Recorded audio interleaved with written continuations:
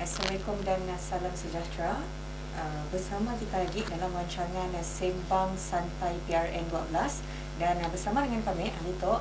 Sebelum kami nak introduce orang yang akan bersama dengan kami adalah Dr. Nazira Ibrahim, dan bersama dengan kami orangnya si asing lagi dan mungkin ada yang kenal dengannya, seorang pengamal serta penulis isu politik, Encik Rudy Afendi Khalid. Jadi apa khabar kita? Sihat walafiat?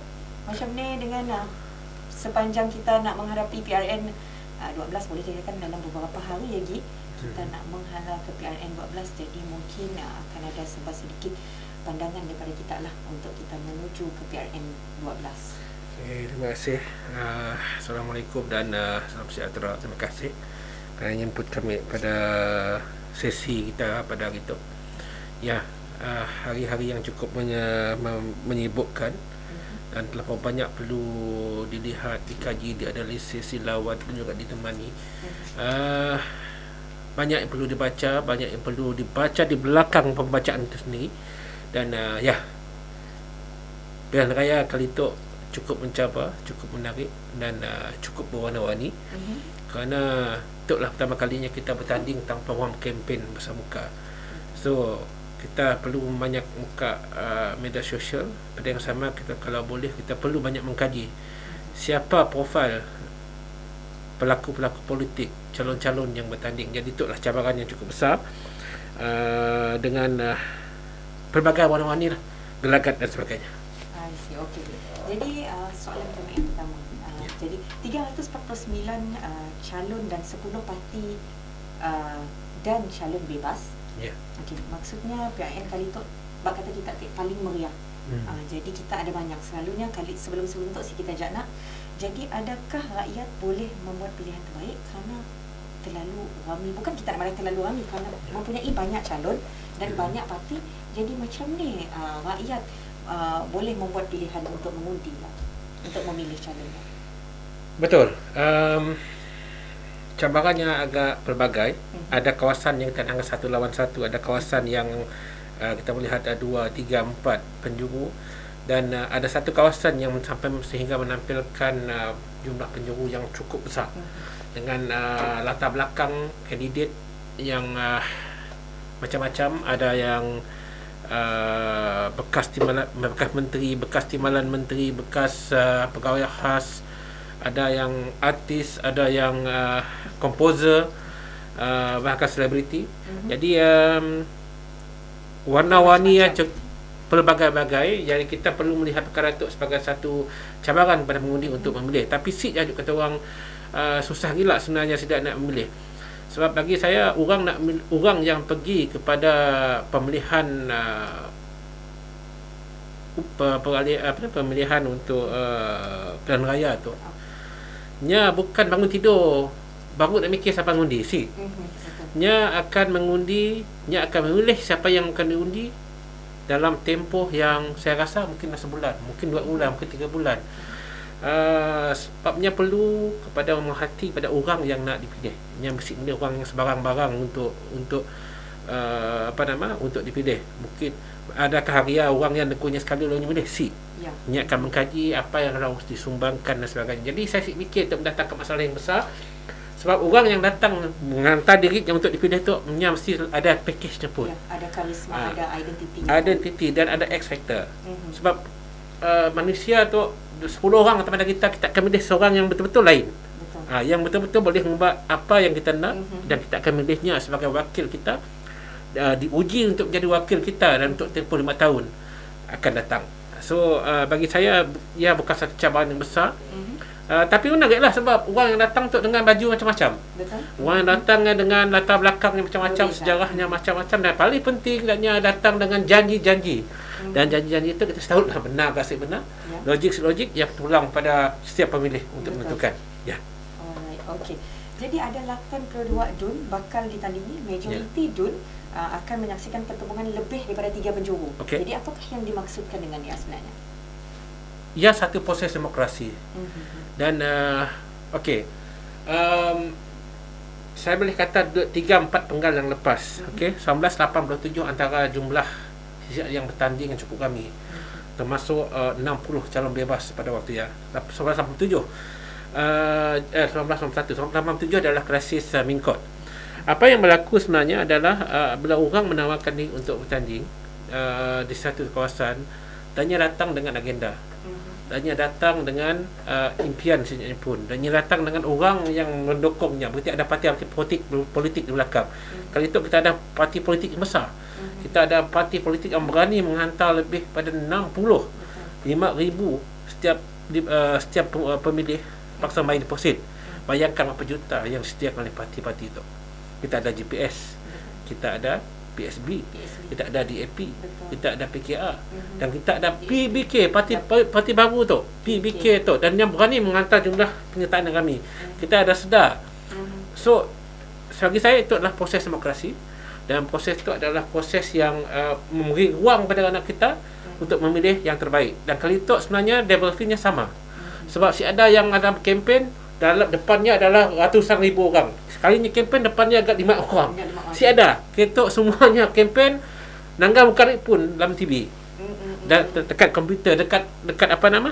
Dekat handphone dan sebagainya. So, ketok si ada madahnya ditindas dan sebagainya. Si ada. Ketok level feel-nya adalah sama. Munya jahit lah. Munya bagus lah. Yang nampak dekat kita pun skrin. This is cabarannya kali itu dan itu menarik. So, maksudnya kali itu ruang untuk bertanding adalah sama. Okey, lebih 3 penjuru kerana masing-masing nak menawarkan diri. Masing-masing confident. Sehingga akan berkelahi nak rebut jadi calon. This is for me, banyak orang anggap yang negatif ataupun ada anggap sebagai gimmick politik. No. For me is a demokrasi. Okey, dan kalau mundoloknya ada orang hantar diri nak tanding kerana nak jadi calon bebas sebagainya kerana nak perlukan fulus. Maksudnya minta dia beli. Kali tu saya ada orang nak beli. Mun berani hantar duit modal, munnya si cukup, bye-bye duit dia 5,000. Okey? Ya. Alright, jadi agak menarik bis ya. Jadi bila kita nangga calon wanita tu si ramai ditampilkan. Okey. Kita ada 45 aja orang berbanding 304 orang lelaki. Betul. Adakah tu satu trend yang si berapa nak sihat? Kita nangga politik di Sarawak, sedangkan separuh pengundi kita adalah daripada golongan wanita dan akar umbinya daripada wanita. Menarik tak? Saya bukan orang yang melihat gender. Alright, okay. Tapi saya sedar apa yang berlaku. Okay, saya pada minggu lepas saya sempat mengajukan soalan yang sama kepada Presiden PKR, Datuk Seri Anwar Ibrahim. Saya bertanya dengannya, soalan yang cukup mudah. Datuk Seri telah menampilkan wanita-wanita cantik sebagai calon. Adakah untuk memikat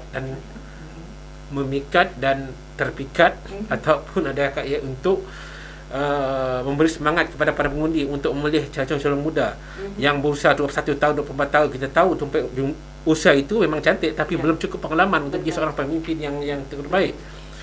Dia hanya senyum.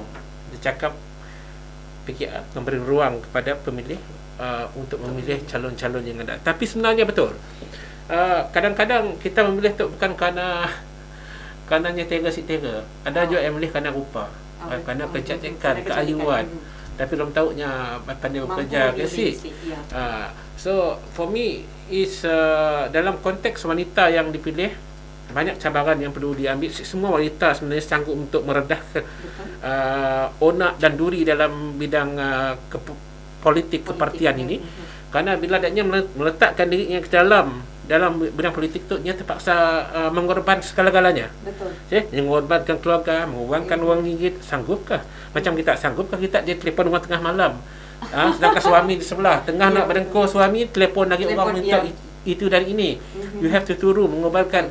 And then si mustahil ada yang sehingga orang bertahun-tahun si dapat membina family kerana masa. Dan berdasarkan apa yang saya perhatikan yang berlaku di Semenanjung, kebanyakan wanita-wanita muda terutama dalam blok pembangkang yang berkahwin akhirnya berakhir dengan perceraian. Itu hakikat yang pasal kita terima, because you siapa concentrate dengan husband you. Ya, betul. Then husband you punya main kaki tiga belakang, siapa nak disalahkan?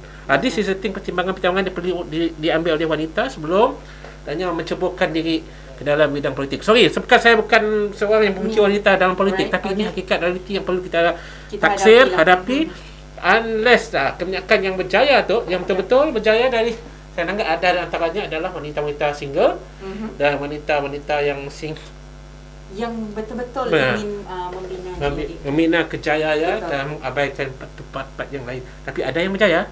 Saya antaranya Tafsir Rafidah Hadis yang betul-betul cukup berjaya dalam politik, dengan keluarga yang berjaya dan sebagainya. Datuk Sri Fatimah misalnya, antara yang telah membuktikan wanita itu boleh berjaya. Juga Datuk Sri Sharifah Hasidah misalnya telah membuktikan bahawa family juga terjaga, rakyat juga terjaga. Right. Alright, okay. Jadi kita nangga GPS. Wow, agak menarik. Okay. Okay, jadi apakah mungkin kita boleh madah siapakah pencabar utama GPS dalam PRN 12 kali itu? Kita ada banyak, kita ada DAP, kita ada PSB dan sebagainya. Jadi siapakah pencabar utama? Mungkin kita ada idea dan pandangan sedikit mengenainya? Okey, saya akan jujur. Berdasarkan di atas kertas, cabaran utama kepada GPS sebagai parti baru di Sarawak, ada dua parti yang berbeza. Dalam dua zon yang berbeza. Zon Cina, dia berhadapan dengan masalah dengan DAP yang kita tahu telah menguasai pengundi Cina di negeri kawasan bandar agak sekian lama. Dan juga dalam zon yang bukan Cina, kita berhadapan saingan kita tidaklah kita GPS berhadapan dengan saingan yang ketat daripada PSB, terutamanya di kawasan-kawasan yang majoriti pengundinya adalah berbangsa Dayak. Dan kita terima hakikat itu adalah cabaran tidak semestinya masing-masing boleh menang mudah. Betul. Dan penyediaan kursi panas itu telah membuktikan bahawa kedua-dua kawasan ini merupakan antara yang panas. Ada juga yang calon-calon bebas yang memberi cabaran, tetapi masih banyak perkara yang perlu dilakukan untuk mereka memberi impak yang betul-betul dari segi jumlah parti dan sebagainya. Jadi bagaimana kita boleh melihat kempen yang sihat dan melihat untuk menggalakkan lagi rakyat kita turun mengundi. Macam kita tahu kini tu kempen diadakan secara virtual. Okay. Jadi macam ni kita nak menggalakkan lagi orang ramai untuk turun mengundi, especially ada yang mengundi, ada yang dari Semenanjung, yang orang Sarawak yang diam di Semenanjung, yang datang ke Kuching, bukan untuk Kuching ajalah, yang datang ke Sarawak untuk mengundi. Jadi macam ni cara kita untuk menggalakkan rakyat.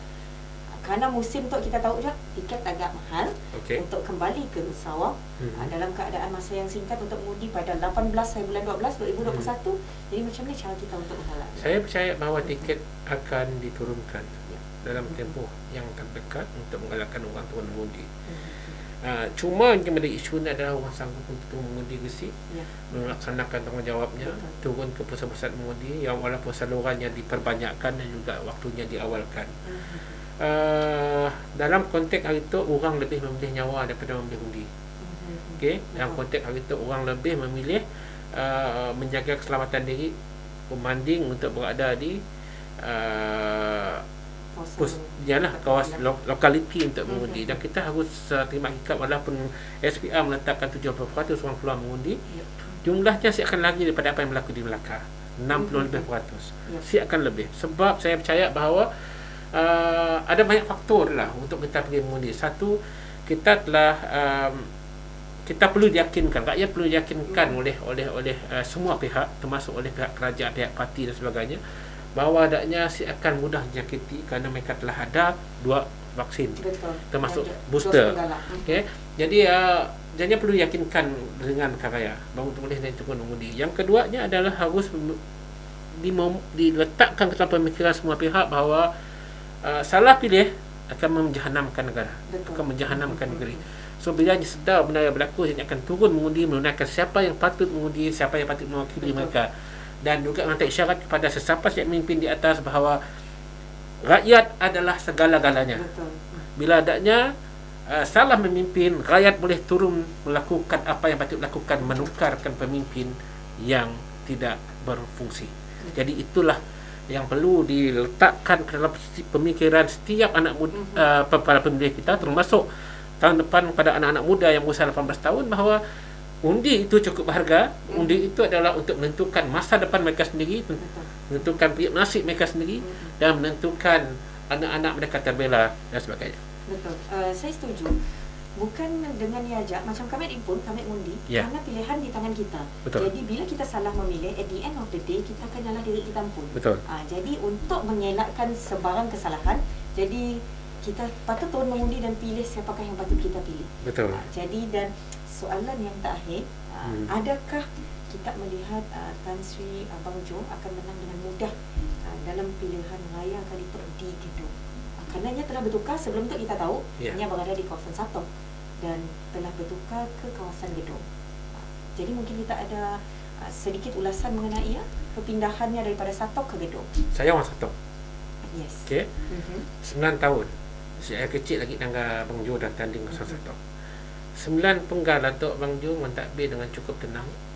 9 penggal Datuk Abang Jo telah memberi khidmat yang terbaik pada masyarakat Satong.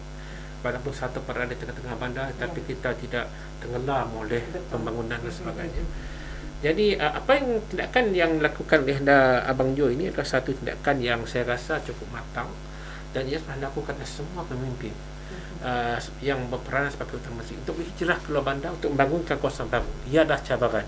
Sebab apabila kita berada dalam posisi ketua menteri, dalam baju ketua menteri, kita ada kuasa yang melebihi segala-galanya. So kita boleh dapat membuat keputusan, kerana keputusan itu, kuasa itu adalah pada Tuan Badan. So apabila Abang Jo memilih untuk meletakkan diri, memposisikan dirinya di kawasan Gedong, mana beliau telah memilih untuk membangunkan Gedong, dan dia menyedari potensi Gedong, cuma perlukan sedikit sentuhan akan membangunkan kawasan tersebut. Perkara yang sama berlaku oleh Tun Abu Taib. Beliau berpindah daripada kawasan Asajaya pergi ke Balingian.